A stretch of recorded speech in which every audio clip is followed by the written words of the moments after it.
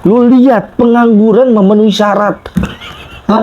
Kenapa? Pengangguran memenuhi syarat. Mungkin pengangguran Jadi yang harus punya pengalaman nganggur nih. Patrick juara. Bener-bener. Masalahnya di pengangguran.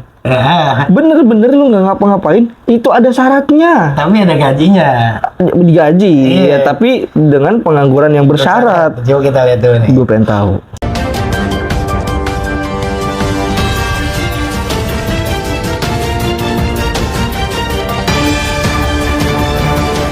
Assalamualaikum warahmatullahi wabarakatuh. Kembali lagi teman-teman semua di Berspekulasi, Berita Spekulasi. Betul. Di mana kami akan kembali membacakan beberapa berita dari berbagai belahan dunia. Luar biasa. Update yang terjadi di belahan Luar dunia biasa. supaya kita nggak Kudet. katro. Update kudet, Iya. ya kan? Kalau burket, Wah, jangan bubur ketek. Ya, untuk itu teman-teman jangan lupa buat subscribe kita, Ya, bener. like juga kita, share, komen. Misalkan mau ada berita apa lagi atau enggak, bang bahas ini bang, gitu, bahas bang ya itu. boleh Ya. sih. Boleh kalau ada yang mau kasih rekomendasi. Betul Kita banget boleh. itu. Kita sangat terbuka. Ya, dan kita nggak menyinggung pihak manapun yang di sini kita bahas, tapi ya kita mencoba untuk mengajak sesuatu itu balik kepada fitrahnya dan normalnya seperti apa gitu. Ya, langsung aja kali. Betul, pemirsa udah nggak sabar juga ini dari Mulai. Apa gitu? Ah. Takutnya. Udah nggak sabar. gue takutnya, Apa? ya gue takutin nih di pikiran teman-teman semua kita yang punya permasalahan Enggak. kelainan ini. Enggak, ya langsung ke kepala. By the way, gue punya istri. Iya, gue belum sih bang, Iya. cuman ya gue normal gitu. Normal. Ya, untuk itu pemirsa, mari kita simak berita yang pertama. Oke, kita lihat Berita apa pertama ini datang dari negara Singapura. Tetangga ini ternyata. Nah, kita lihat ada apa nih. Berita ini berisi tentang Singapura memberi gaji 74 juta untuk pengangguran yang memenuhi syarat. Lu lihat, pengangguran memenuhi syarat. Kenapa? Pengangguran memenuhi syarat. Mungkin pengangguran Jadi yang harus punya pengalaman nganggur nih. Patrick juara. Bener-bener. Masalahnya di pengangguran. Bener-bener lu nggak ngapa-ngapain, itu ada syaratnya. Tapi ada gajinya. Digaji, Iya. ya, tapi dengan pengangguran yang bersyarat. Coba kita lihat dulu nih. Gue pengen tahu.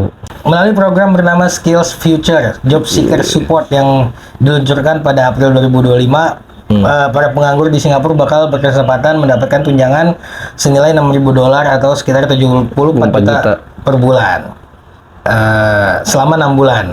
Meski demikian, pemerintah Singapura menetapkan beberapa syarat untuk warga yang ingin mengakses manfaat tersebut. Nah, syaratnya itu apa nih? Kita lihat. Yang Syarat. pertama, Kita lihat dulu nih. Yang Lalu bagaimana syaratnya? Nah, pemerintah Singapura memang tidak memberikan tunjangan kepada semua warga yang menganggur. Oke, Syarat semuanya. atau kriteria penganggur di Singapura yang bisa dapat 74 juta tadi itu pertama warga Singapura jelas. berusia 21 tahun ke atas. Oh, berarti 20 ke bawah nggak bisa. Iya, Oke. masa masih muda udah nganggur kali gitu ya. Iya. Kali. Tapi ya mungkin aja. Tapi oke. Terus Nah, bekerja di Singapura seenggaknya 6 bulan dalam setahun terakhir. berarti pernah kerja. Oke. Kerjanya di Singapura. Kalau lo kerja di sini, Hah? misalnya jaga counter HP di sini nggak bisa. Nggak bisa. Harus di Singapura. Nggak bisa. Iya, terus. Terus memiliki pendapatan bulanan rata-rata 61,9 juta dalam kurun waktu tersebut. Maksudnya pas dia kerja kemarin tuh Oh, yang kemarin? pendapatannya sekitar $5.000. Singapura kan tadi dapatnya $6.000. Iya. Ya gitu. Oke. Terus selain itu mereka sudah menganggur setidaknya selama sebulan karena alasan yang di luar kendali mereka. Penyebab menganggur yang dimaksud adalah penghematan atau efisiensi perusahaan, penutupan bisnis, dan pemutusan hubungan kerja karena masalah kesehatan. Oke. I see. Lu ngerti nggak maksudnya? Iya, gue ngerti nih, ada 4 nih. Jadi kalau gue simpulin, ini sebenarnya program bagus. Tadi gue sebelum ada penjelasan kayak gini, ya gue mikir kok pengangguran ini ada syaratnya. Ternyata ini adalah program yang membantu masyarakat ketika ada yang tadi terakhir. Itu gue ngeliatnya justru yang terakhir itu bagus tuh. Ada yang di PHK atau ada karena dampak efisiensi dan lain sebagainya. Itu menurut gua adalah upaya pemerintah sana, upaya Biar bisa survive ya. biar bisa adil lah sama teman-temannya gitu, sama yang lainnya juga. Itu bagus tuh sebenarnya. Itu bagus.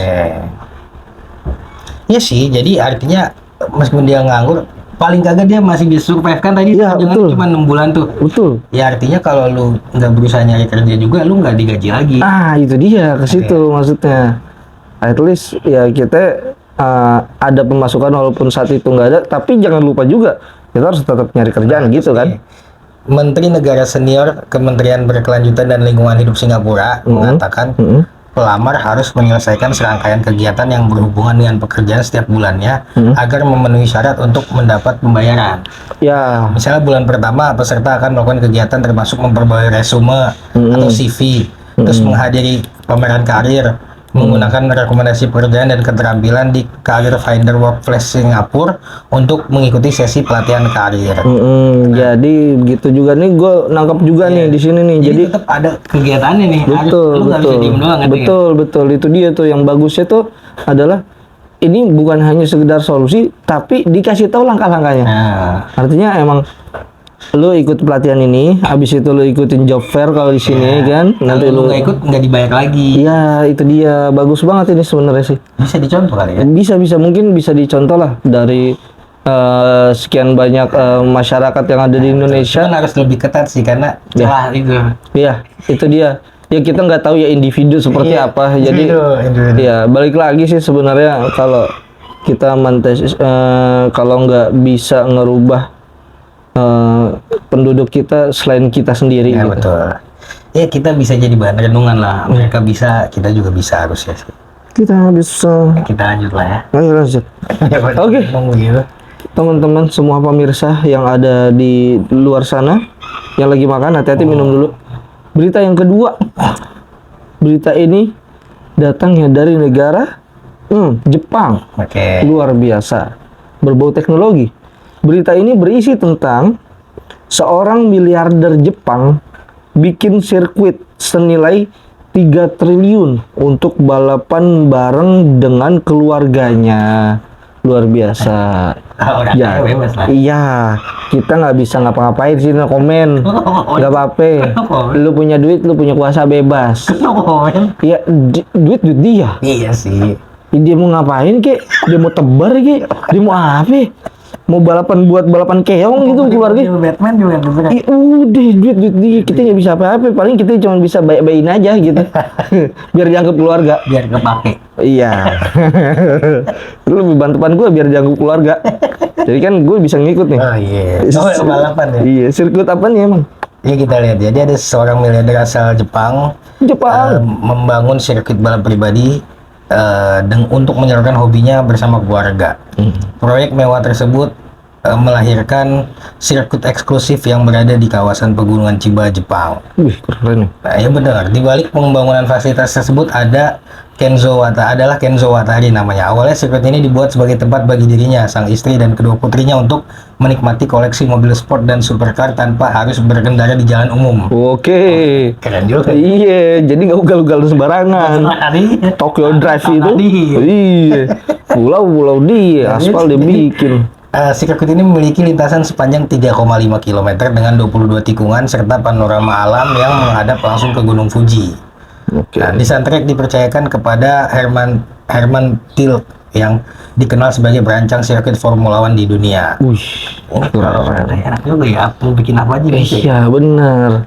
Sebenarnya di sirkuit Tamiya aja kayaknya mikir yang kata bocah itu lah. Iya, apalagi yang kalau ada hoopnya gini, itu lebih mahal. Iya. Jadi kalau cuma zigzag gini dong, ya lumayan. Iya. 120 paling sih. Yang apa lingkaran itu? Hoop ya. Kan buat hamster. Iya benar. Enggak, hamsternya juga nggak bisa ke atas sih. Hamster begitu kan? Iya, cuma kan hamster jalannya roda. Nah, gitu. Ini monyong-monyong nih luar biasa banget orang kaya. Tuh udah kayak Doraemon, dia mau ini saya mau sirkuit. Dia malas bawa mobilnya di jalan umum. Tapi ini bagus. Bagus sih. Ini bagus. Bagus juga sih. Ini menandakan bahwa kita tuh harus juga menjadi orang kaya. Biar bisa bangun sirkuit. Enggak mesti itu, maksudnya kita mau apa ya kita tinggal bikin aja udah. Iya sih. Gitu. Mau ikut wisata ke luar negeri juga bisa ya? Bisa. Bisa, apalagi itu mah kecil.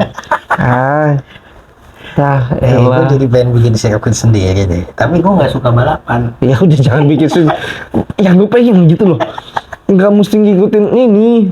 Kira-kira ada gambarnya nggak sih sirkuitnya? Ada sih. Nah, nanti mungkin nih seperti inilah. Tapi Seperti ini. gue bingung kalau bebek nih. Gue kan nggak punya hobi ya. Iya, aduh, saya dapat laki punya hobi, Ji. Entah itu main PS kan. Iya, main bola sih. Iya. Oh, bisa main bola. Jadi nyewa 20 orang buat main ya. Kita tontonin. Kagak, gue main juga kan, mau main gak ada temen yang ketiga. Allahu Akbar. Ada tempat futsal yang dia tuh khusus buat orang sendiri. Jadi, iya nanti jadi orang sendiri. Digabungin. Iya digabungin. Mereka tuh jadi baru kenal di situ, lawan tim merah sama tim biru. Yang bener kalau di Seriusan. Gue nggak tahu, gue lupa. Tapi itu kayaknya worth it buat coba sih. Di mana? Nggak tahu, gue lupa. Lalu kalau nyari ngasih info harus tahu. Iya, ntar iya itu gue tarik lagi dong omongan. Di mana itu sih? Nggak ada kayaknya kok, tapi lumayan tuh. Lumayan. Iya sih, boleh juga dicoba. Boleh deh, nanti deh kita ke sana. Iya. Kamu ikut nggak? Jangan bener. Bang ikut bang. Iya bener ya. Mungkin yang tahu nanti bisa kasih tahu tempatnya di mana. Boleh. Oke, itu adalah berita yang kedua ya. Nah ini berita yang terakhir nih men. Sorry, lagi berita ini. Berita yang terakhir pemirsa. Oke, bener ya. Berita ini datang dari negara Indonesia. Alhamdulillah masuk kita lihat nih apa nih. Berita ini berisi tentang lomba rebahan pertama di Indonesia diadakan di Jogja. Kemarin kayaknya pernah ada lomba rebahan tuh. Lomba tidur. Iya, di mana itu ya? Gue juga lupa tuh. Semarang apa ya? Ya lupa, udah lama tuh. Ada lagi nih lomba tidur di Jogja. Rebahan. Iya, rebahan. Beda nih, kita lihat nih. Oke. Gimana? Nah, sebuah lomba unik bertajuk lomba rebahan sukses mencuri perhatian pengunjung. Pemenangnya adalah yang bertahan paling lama di atas kasur tanpa boleh tidur. Susah sih. Iya. Susah sih. Tapi boleh main HP? Boleh. Tapi boleh susah. main catur? Kan misalnya lu rebahan pasti ketiduran nggak? Pasti. Misalnya 10 jam deh. Iya. Lu push up aja di kasur. Nggak bisa dong. Nah, ajang yang diklaim sebagai lomba rebahan pertama di Indonesia ini digelar dalam rangka pameran furniture dan kasur pusat mebel Margo Murah baru di Jogja City Mall. Hadiahnya sebesar 5 juta. Gede juga. Lumayan. Meski terlihat santai, aturan lomba juga cukup ekstrim, di mana peserta tidak diperbolehkan tidur, tidak boleh meninggalkan kasur, serta dilarang makan atau minum, maupun pergi ke kamar mandi selama kompetisi berlangsung. Iya kan nggak boleh minggat dari kasur. Iya, tapi susah loh berarti. Iya susah. Tapi boleh, cuman kan lu nggak boleh makan, nggak boleh minum, nggak boleh kamar mandi. Iya. Nggak boleh tidur. Iya minimal. Oke, belum tentu bisa menang sih gua. Minimal perut lapar tuh. Lapar pengen makan lah. Iya kan nggak boleh itu minggat dari kasur. Yang ada jadinya apa? Lambung. Iya. Nanti jadi BAB ya. Iya. Minum mulu BAK. Tapi gue juga kayak belum tenang karena gue kayak bakal tidur sih. Gue satuin nih kasur ya kan. Gue satuin. Gue main Mobile Legend aja dah. Ngantuk tapi. Enggak ngantuk. Lapar. Iya. Lapar ya. Gak bisa kuat nahan lapar loh. Iya itu dia itu makanya. Tapi kalau misalnya kita makan, kita pengen BAB nantinya. Nggak kuat makan juga. Nggak boleh. Iya, makan nggak boleh minum. Minum nggak boleh juga. Aduh, udah mana lapar seret lagi. Makanya agak susah juga sebenarnya sih. Tapi yang menang itu berapa lama, Ji? Kalau yang di info ini 5 jam.